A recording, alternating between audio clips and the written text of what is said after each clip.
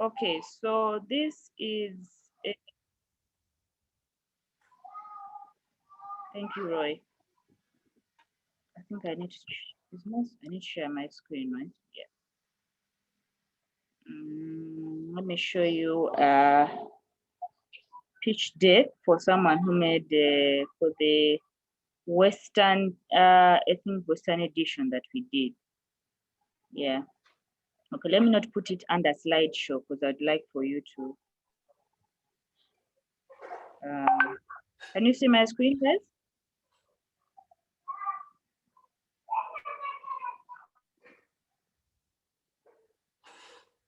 Yes. Does anyone have any question at this point before we continue? Chikota, Yoko, Anita, Joy. Let me first hear from you guys before I move on. Only Olivia, who is active. Julia, it will be prudent for us to see your screen because some of us, we have issues of power and the network. We don't have power this side, so we can't access our computers. So I just yes, well, thank you. Okay. You're saying what? I missed that, Patrick. I have issues of power and network. I can't even switch on my computer because we don't have power in our area. So it will be prudent for me to see your screen so that in case I will be able to follow up mine. That's what I'm trying to do. That's what I'm doing, Patrick. Eh? Much appreciated. Yeah, all right. Okay, so anyone else? Yoko, do you have any comments? Yoko? I want to call you guys out. I'm getting you well. Okay, did what I talk about make sense? Do you remember what I talked about earlier? Yes, what I understand is the flow. And what is involved in the flow in the first 15 seconds? It is introducing yourself and the company, getting the attention of the investor, and you ask the reason why you are pitching and a problem you are solving, major around value proposition. Okay, great, thank you. Anita, are you there? I'm there, but I don't have questions yet, but I'll get them as we go along. Does the first 15 seconds make sense? Yes, sure, yeah. Okay, great, all right. All right, let me put up this deck then, and then we can have a dry run with each and every one of you, and we can call it a morning. Okay. Share the screen. So this was I'm not going to put it in full slideshow because I think it's important that you also see the. So make sure at least you have a logo for your company. If you have one, I think that would be nice to be relatable. I'm hoping you guys are registered because that's one of the questions that's going to come up. You need to be a registered company. In case not, you can begin the process if you can, because investors usually ask that. They want to work with companies that have already been registered. So this was a pitch of someone we did from Western Uganda. They talked about your problem or opportunity. What problem are you solving in your area? What problem are you solving in your business? I think the person of social enterprise, I don't remember, I think what the problem was. I think that's Anita.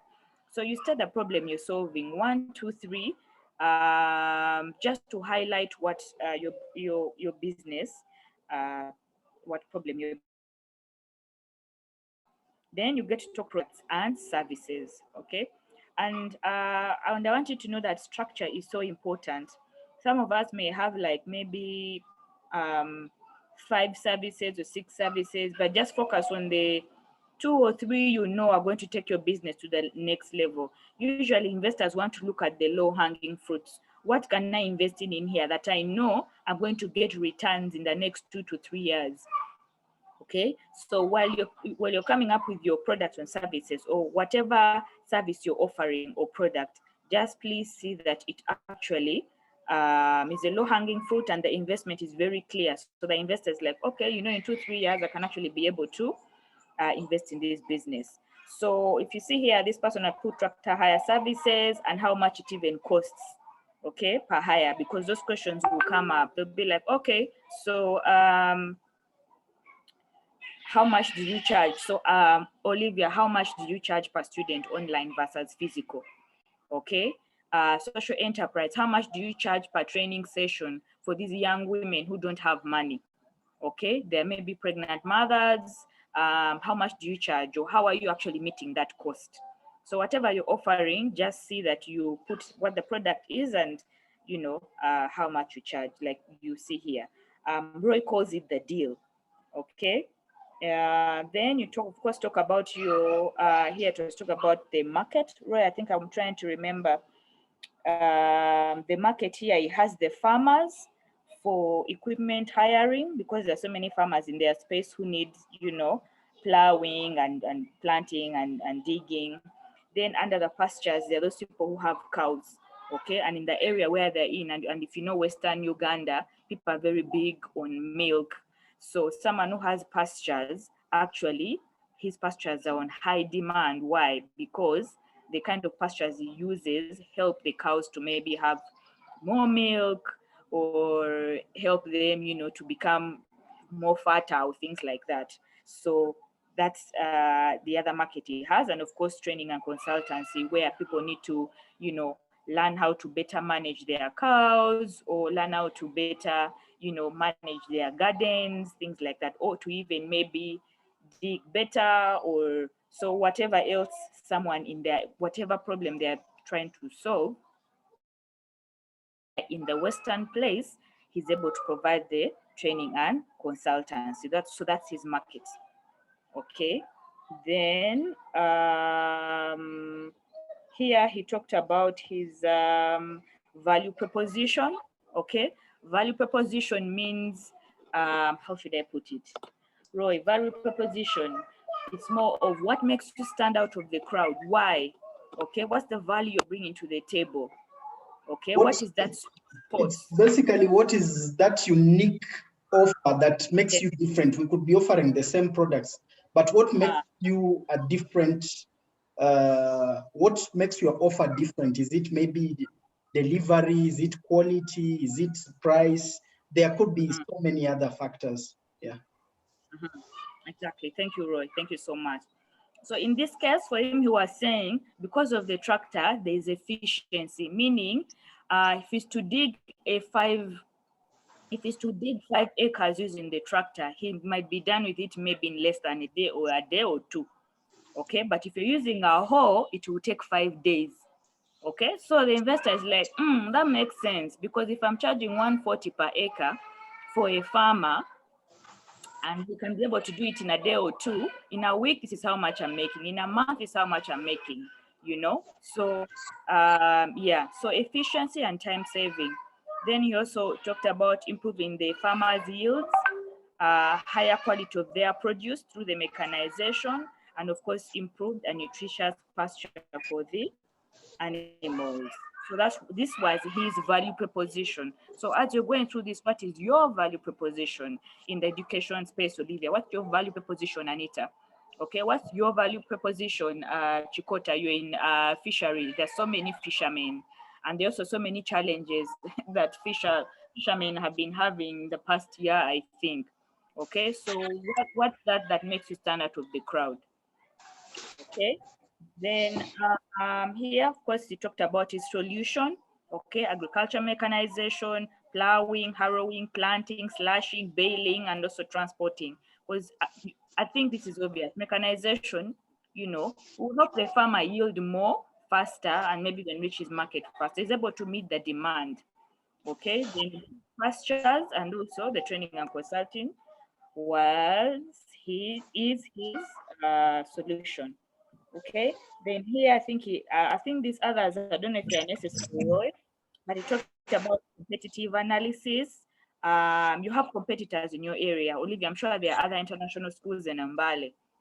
Okay, so are you the sole provider? Still, what is unique about you? My competitors have this, you have this. You're choosing to do your classes online. Others are still waiting for the doors to be open. Okay, if it's a social enterprise, how are you going to reach out to your market? What makes you different from the other social enterprises? I know of a lady who actually is reaching out to young women here, I think around Wakiso, and they make dolls and bags and really nice, beautiful woven materials that, you know, if you took to an elite space, they can actually pay 100,000 for the bag. It's really nice. So to analyze your competitive analysis, what makes you different? For him, he talked about 5 years of working experience in the pastures. He has 4 years of experience working in mechanization. He also works in the groups. I think the government calls them what?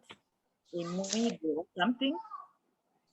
So he has variety of pasture, so that makes him unique and different from the other farmers. Good working relationship as well, I think he mentioned. Okay, so he talked about also his current milestones. What are your current milestones? What are those things you've reached out today? Maybe you have a building, or maybe you have, right now you have 5,000 farmers, fisheries farmers, or if it's a social enterprise, you know, how many people have you reached out to, or have you gotten a grant? Also, talk about your milestones as well. In your presentation, it helps the investor to know, okay, this person is already somewhere. No one wants to invest in something that's almost nothing. So just talk about those milestones that you feel are still going to put you on the edge. Okay. Then here we talked about the roadmap. The roadmap is more of like the process. Okay, your process of engagement. Okay, so with him we talked about plowing 1,000 acres per season, 5,000 bales, train at least 10 farmers. I think Ray can still also clarify on the roadmap, but just talk about your process, your structure. How do you actually go through with production? How long does it take? Okay, from the moment when, let's say, like people have come in, at what point do they go out? What process do they go through? What makes them of quality than other social enterprises? Okay, then of course they'll ask you about your finances. Okay, they'll ask about your finances, so you kind of need to organize your books, and then you also have your ask. Okay, I'm asking this amount of money. Okay, for you repeat back your reason that you gave in the beginning. Okay, my ask, like I said in the beginning, is 10%. I need 15 million shillings for 10% stake in the business. Okay, yeah, I think that's necessary. And then of course you talk about your team. If you have them on, then yeah. So basically that's it, guys. I don't know if this is helpful. Is it helpful? Thank you, very helpful. Okay.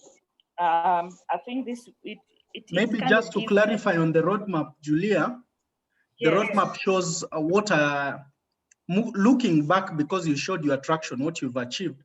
Looking forward, what are some of your key milestones looking forward? So maybe establishing a new production line by December 2021, maybe increasing production by maybe 500 metric tons by first quarter, something like that. So it's really more about looking forward where you are going, or the key goals that you've set ahead of you. It's like a roadmap, a goal, a target.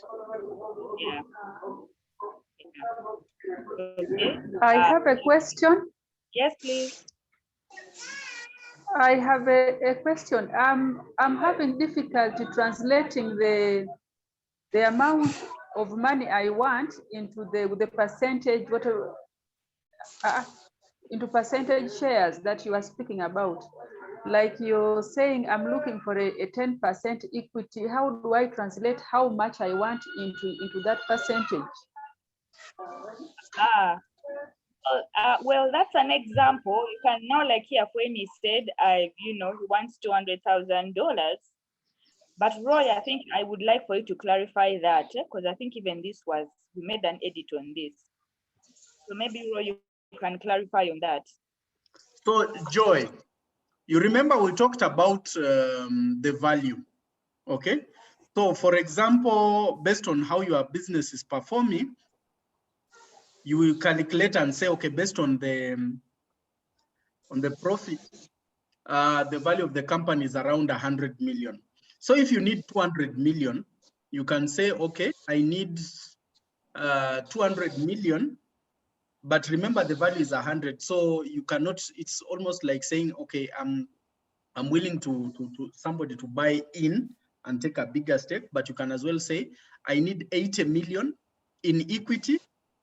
Okay, so that means 80 million he takes a piece, and then 120 million he takes, he gives you as a loan or as debt.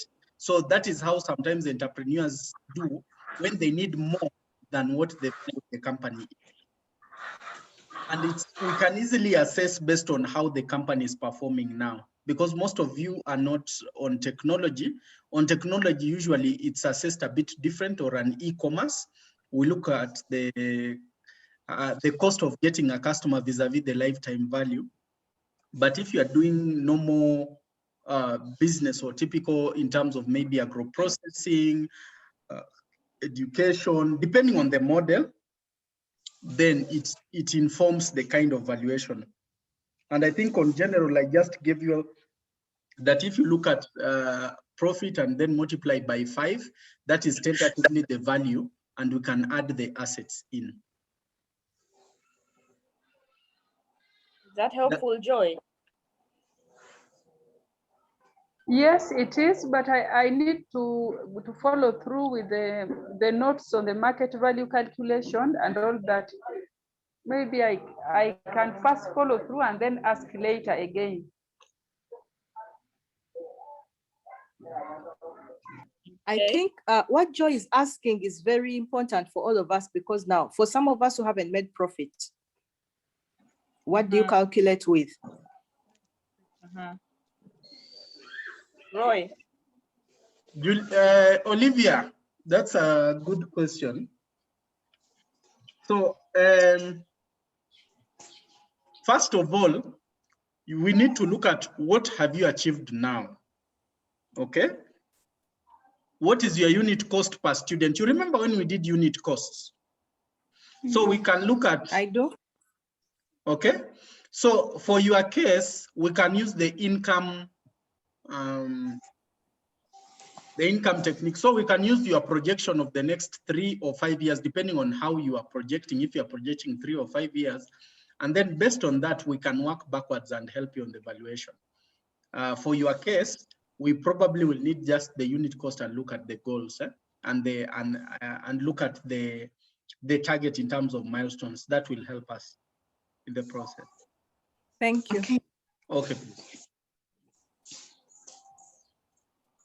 Okay.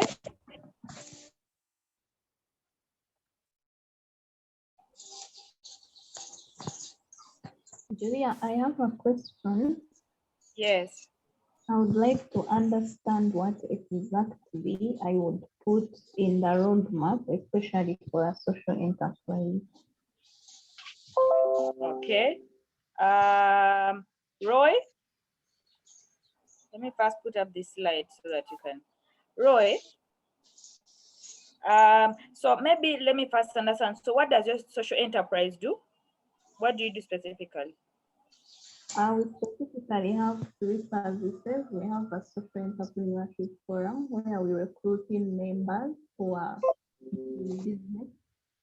And then we have the advisory services where we do business development, like developing business plans, strategic plans.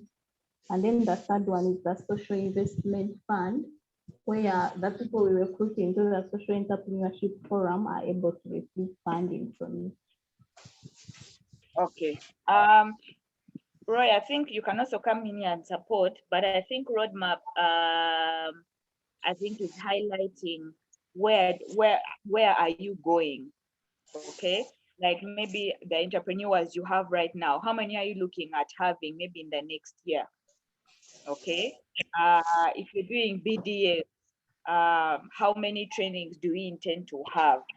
Okay. So it's looking at, and maybe Roy can clarify the timeline, but you can look at your roadmap. Okay, your roadmap. How many entrepreneurs do you intend to recruit in the next year or in the next 3 years? Okay. How many entrepreneurs are you going to engage in regards to providing BDS? Okay, or are you going to come up with BDS programs? Okay. I don't know. Roy, yes. So I think just for the benefit of everybody, the best way to have a roadmap is you have to define, if you're working on a 3-year business plan or 3-year plan, then what does the 3rd year look like? If it is the 5-year, then start with what does the 5-year look like? So for example, in 3 years, you expect to have supported maybe 1,000 entrepreneurs. You expect to have maybe 100 to have got funding or something like that. So you start with the end. Then now you come back. Okay, so if by 3rd year I need to expect to have achieved this, what should I be in a position to have achieved by the end of 1st year, by end of 2nd year? Because those are milestones, and those milestones you can also look at in terms of one, the revenue that will have generated, because if 1,000 are supposed to allow you to have an annual turnover or an annual revenue of maybe say 100 million, then if you had 200, then you would expect an equivalent ratio of how many 200 will generate, and then 3, something of that sort. So start with the picture of either 3-year, if you're working on 3-year, or 5-year, and then the roadmap will now split into some of the key milestones and deliverables that you expect to achieve towards that main goal. I hope that helps. That helpful? Yes, sure. Thank you very much. All right. Does anyone have any other question? Mine is just a comment. Roy, we want you to share the presentation of yesterday. Thank you. Okay, Roy, you need to share the presentation. That is noted.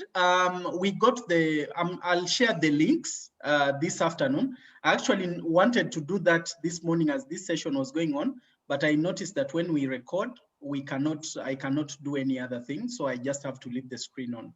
But in the afternoon, you will be able to access the links of yesterday's training. So will you be able to access the links of today's training? Much appreciated. Thank you, sir. Okay, so can we give you guys 10 minutes? Okay, you do the flow like what we talked about, the creating the 15 minutes, 15-second creating interest. Okay, then you pick up on some of the aspects I shared in the PowerPoint, and then we can come back and hear from each and every one of you, because I want to know that at least you've picked up some of these aspects. So can I give you guys at least 10 minutes, 15 minutes? Okay, write down what you're write down, they getting their attention, introduce yourself, the reason why you're there. You talk about your products, your offering, or your services, the market, and then you can come back and at least give each one five minutes to present to us. Then we can close this session. How does that sound? It's okay. Right. Okay. Yes. Yes. Okay, great. So right now it is. I missed it. Sorry. Yes. I missed it. I missed the instruction. So you're going to. So now we are doing like a pre-preparation for your pitch. Eh? So you're going to go through the whole flow like we talked about. How you're going to create interest in the first 15 seconds. Okay. 15. And then we'll talk about, of course, your business, the problem you're solving, the products and services you're offering, the market which your product is speaking to, your value proposition, your solution, and then your ask. Okay. Is that okay? You want us to talk about it now? Briefly, I just want you to highlight briefly. That's why I'm saying I'm giving you 15 minutes. Then we come back. Okay, thank you. So you don't have to log out. Eh? So right Okay. now it's 7 minutes past 10. We should come back by